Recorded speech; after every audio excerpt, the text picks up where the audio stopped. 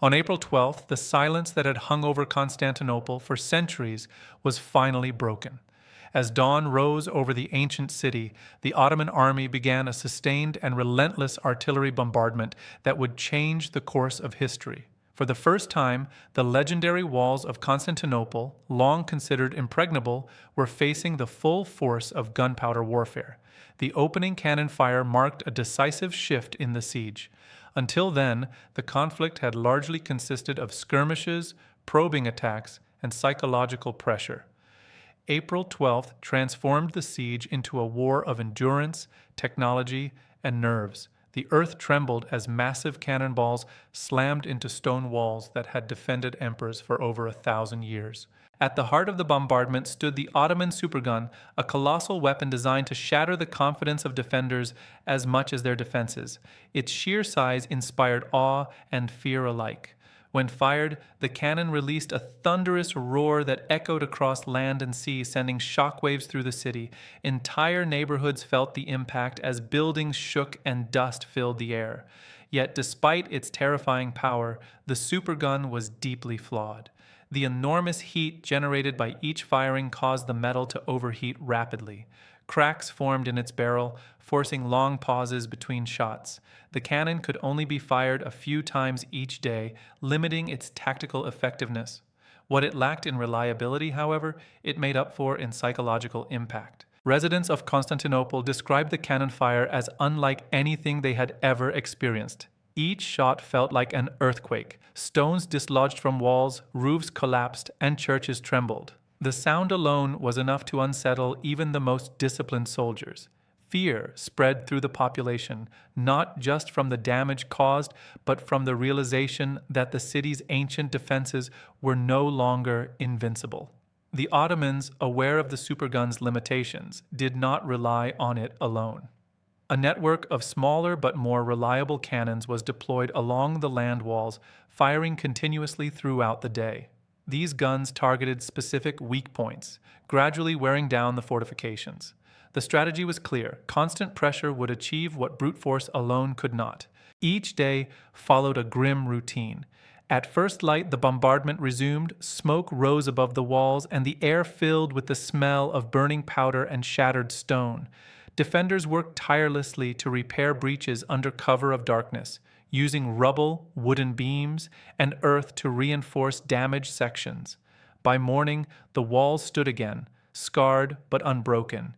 Inside the city, leadership faced mounting challenges. Supplies were limited, morale was fragile, and the defenders were vastly outnumbered. Still, the response was determined. Soldiers manned the walls around the clock, rotating shifts to avoid exhaustion. Civilians were organized to carry stones, mix mortar, and assist in repairs. Faith and discipline became as vital as weapons. The cannon fire also reshaped the battlefield beyond the walls. Craters formed in the ground, altering troop movements and siege works. Ottoman engineers adapted quickly, advancing trenches closer to the city while remaining under cover from defensive fire. Each cannon shot was part of a larger calculation, aimed at slowly tightening the noose around Constantinople. From the Ottoman perspective, the bombardment represented a calculated risk. Cannons were expensive, difficult to transport, and dangerous to operate. Crews worked under constant threat of accidents, particularly with the massive supergun. Yet the leadership believed that artillery was the key to victory. Traditional siege methods alone would take too long and risk intervention from rival powers. The decision to begin heavy cannon fire on April 12th sent a message beyond the battlefield. It signaled the arrival of a new age in warfare. Stone walls that had once symbolized eternal strength were now vulnerable. The siege became a demonstration of technological change, where engineering and firepower began to outweigh tradition and legacy. Despite the damage inflicted, the city did not fall immediately. The walls absorbed punishment day after day. The defenders adapted, learning where the cannons would strike and reinforcing those areas. In some cases, cannonballs failed to penetrate fully, embedding themselves in stone rather than breaking through. Each failed breach gave the defenders renewed determination. However, the cumulative effect of the bombardment could not be ignored. Small cracks widened, towers weakened, and repair materials dwindled. Fatigue set in among defenders who worked without rest, knowing that any momentary lapse could be fatal. The constant noise eroded morale as effectively as physical destruction. Within the Ottoman camp, confidence grew steadily. Every successful hit was celebrated, every visible crack in the walls seen as proof that victory was only a matter of time.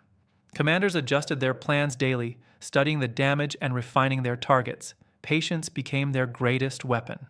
By the end of the first week of heavy cannon fire, it was clear that the siege had entered an irreversible phase. The walls still stood, but they no longer inspired absolute confidence. The defenders understood that they were fighting not just an army, but the future of warfare itself. April 12th would later be remembered as the moment when Constantinople truly began to fall, not through immediate collapse, but through the slow, relentless pressure of artillery. The cannon fire did more than break stone. It broke centuries-old assumptions about security and power. As the smoke settled each evening, both sides prepared for another day of thunder. The city endured, the cannons roared on, and history moved forward, one devastating shot at a time.